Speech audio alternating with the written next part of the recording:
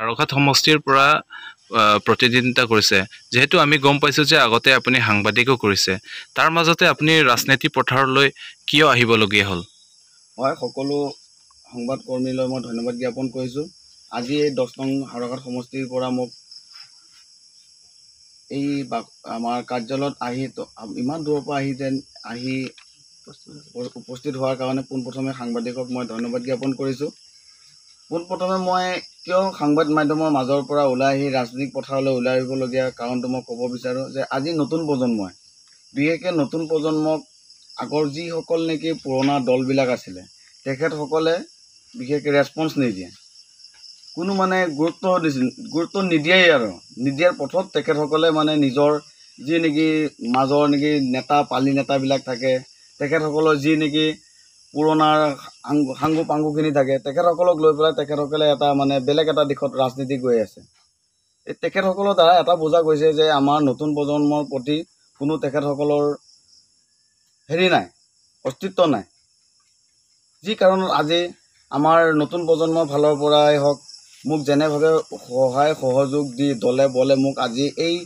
GSP গণ সুৰক্ষা party Nabakumar শৰণীয়াৰ নেতৃত্বত যি নেকি কুকুৰাঝাৰত BTADত UPPL আৰু GSP গণ সুৰক্ষা পাৰ্টিৰ নেতৃত্বত আৰু BJPৰ নেতৃত্বত আজি চৰকাৰ গঠন হৈছে তেখেতসকলৰ সেই ফালৰ পৰাই মোক হাৰঘাটৰ সমষ্টি হৈ প্ৰতিদ্বন্দ্বিতা কৰিবলৈ তেখেতসকলে টিকেট প্ৰদান কৰিছে সেয়েহে সমূহ ৰাইজৰ লগতে যি নেকি আগন্তুক BJPৰ এটা হাৰঘাটৰ সমষ্টিত যি নেকি এটা খহনীয়া সৃষ্টি হৈছে BJPৰ মাজত বিশেষকৈ কংগ্ৰেছৰ মাজতো তেখেতসকলৰ ফালৰ পৰা সকলোৱে মোক কমেও এতিয়ালৈকে বহুত ফোনৰ উপৰিও ফোন লগতে সহায় সহযোগিতা আৰু অন্যান্য দিশৰ পৰা তেখেতসকলে মোক বহুতখিনি সহায় কৰিছে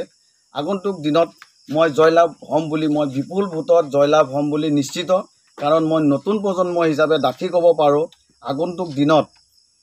আমাৰ নেতৃত্বত থকা গণ সুৰক্ষা পাৰ্টিৰ নেতৃত্বত মই হাৰঘাটৰ সমষ্টিবাসীৰ লগতে সকলো দিশতে ডেভেলপমেণ্টৰ ক্ষেত্ৰতে হওক আপোনাৰ স্বাস্থ্যৰ ক্ষেত্ৰতে হওক আৰু শিক্ষাৰ ক্ষেত্ৰতে হওক আৰু অন্যান্য যিখিনি নেকি ৰাইজৰ অসুবিধা তেখেতসকলৰ মাজত মই এই তেতিয়াৰ দিনৰ পৰা সাংবাদিকতাৰ মাজেৰে ৰাইজৰ মাজত মই থিয় দিছিলোঁ সেয়েহে আজি সেই ৰাইজৰ মাজৰ পৰাই মই উঠি আহি আজি এই ৰাজনৈতিক পথাৰত একেলগে যুঁজ দিবলৈ মই বাধ্য হৈ আজি এইখিনি পৰ্যায়ত পাইছোঁহি হাৰঘাট সমষ্টিত আপুনি ভাবৰ মতে উন্নয়ন হোৱা নাই নেকি যেহেতু আমাৰ মুখ্য সদস্য তুলিৰাম ৰংহাং ছাৰে যে গোটেই কাৰ্বি আংলঙত যিমানটো গাঁৱে বলে বহুত উন্নয়ন হৈছে বুলি কৈছে সেই মাজতে কাৰ্বি আংলঙত যেহেতু আপোনাৰ সমষ্টিত য'ত প্ৰতিদ্বন্দ্বিতা কৰিছে সেই সমষ্টিত উন্নয়ন হোৱা নাই নেকি আপোনাৰ মতে চাওক সদ্যহতে তেখেতসকলে আহে গাঁও ভূঞে ৰাস্তাৰ মাজেৰে আহিলেহে অৰিজিনেল যিটো নেকি ভিতৰৰ যি নেকি পপুলাৰ স্বৰূপ তেখেতসকলে যেতিয়া নেকি গাঁৱৰ মাজেৰে সোমাই আহিব তেতিয়াহে গম পাব যে প্ৰকৃততে গাঁৱৰ ৰাইজে কি পাইছে কি নাই পোৱা আগন্তুক দিনত তেখেতসকলে ডাঙৰ প্ৰগ্ৰাম কৰে আমি ভাল পাইছোঁ ধন্যবাদ জ্ঞাপন কৰিছোঁ আৰু কেইদিনমান পিছত তেখেতসকলৰ বহুতখিনি নেতা পালি নেতাবিলাক আহিব তেখেতসকলে এবাৰ অন্তত আমাৰ গাঁৱৰ ৰাইজৰ মাজত সোমাই তেখেতসকলৰ দুখ বেদনা খন্তেক সময়ৰ বাবে হ'লেও আলাপ আলোচনা কৰিব লাগে তেতিয়া ৰাইজে অন্তত ভাল পাব আৰু বিশেষকৈ নতুন প্ৰজন্মৰ ক্ষেত্ৰত আজি চাওক মুখ্যমন্ত্ৰী হেমন্ত বিশ্ব শৰ্মা ডাঙৰীয়াই আমাৰ যুৱ প্ৰজন্মৰ ক্ষেত্ৰত কৈছে যে আমি বুলেট দিম বুলেট পাইছে জানো কোনোবা কওক আপোনালোকৰ মাজতে আমি সেয়া অসম চৰকাৰৰ বিশেষকৈ সেইখিনিলৈ আমি যাব নিবিচাৰোঁ সকলোৱে জানে আৰু তুলিৰাম ৰংহাং নেতৃত্বত যি নেকি আজি 5 বছৰ ধৰি BJP চৰকাৰ শাসনত আছিলে তেখেতসকলৰ নেতৃত্বত যি নেকি আমাৰ শাসনত থকা আমাৰ হাৰঘাটৰ সমষ্টি যিজন আছিলে EM তেখেতৰ নেতৃত্বত বহুতখিনি ডেভেলপমেণ্ট কাম কৰিবলগীয়া বাকী আছিল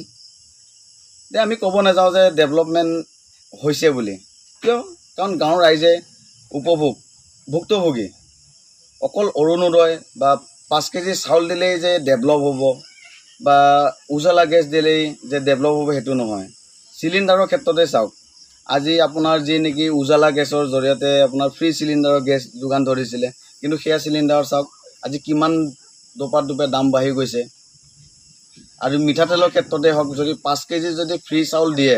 তাৰ তুলনাত যদি আপোনাৰ মিঠাতেলৰ যদি পৰিমাণতকৈ 200তকৈ যদি অধিক 250 টকা যদি দাম হয়, কি থাকিল আপোনালোকে নিজেই সকলোবিলাক জল পটপটকৈ ধৰা পৰিছে। সেয়েহে সকলো ৰাইজৰ মানে সহায় সহযোগিতাত মানে নতুন প্ৰজন্ম হিচাপে দুখ মৰম বুজি পাব বুলি আশা ৰাখি নতুন প্ৰজন্ম হিচাপে মোক সকলোৱে সহায় সহযোগ কৰি এখন নতুন মঞ্চত নতুনকৈ এছেম্বলিত কিছু নতুন মন্তব্য আগবঢ়াব বুলি নতুন এটা আশাৰে নতুন সপোন, নতুন প্ৰতিশ্ৰুতি বা নতুন এটা আৱৰণ বা নতুন অন্যান্য সা সুবিধাকে ধৰি পেলাই নতুনত্ব এটা দিশেৰে যাব বুলি ৰাইজৰ আশা কৰি মোক এবাৰ এই টিকেট দিছে GSP তৰফৰ পৰা। সেয়েহে আগন্তুক দিনত মইতো জিকিম, লগতে জয়লাভৰ নিশ্চিত। ইমানে। নমস্কাৰ। আপুনি হাৰঘাট সমষ্টিৰ পৰা জিকাৰ পাছত কি উন্নয়ন কাম কৰি যাব? হাওৰাঘাটৰ বিশেষকৈ 10 নং সমষ্টিৰ মানে যেতিয়া মই জিকিম বা ৰাইজৰ আশীৰ্বাদত বিপুল ভোটত মই জিকিম, মোৰ প্ৰথম কাম এটাই হ'ব যে মই ডাইৰেক্টলি নকওঁ যে মই আমুকটো কাম কৰিম বা তামুকটো কৰিম। মই মিছা প্ৰতিশ্ৰুতি দি মই ভাল নাপাওঁ, আৰু সেইটো কাৰণে মই দলীয় পৰা টিকেটো লোৱা নাই, লগতে ৰাইজে আৰু দল সংগঠনৰ ফালৰ পৰা মোক সেইটো ছাপৰ্টো কৰা নাই।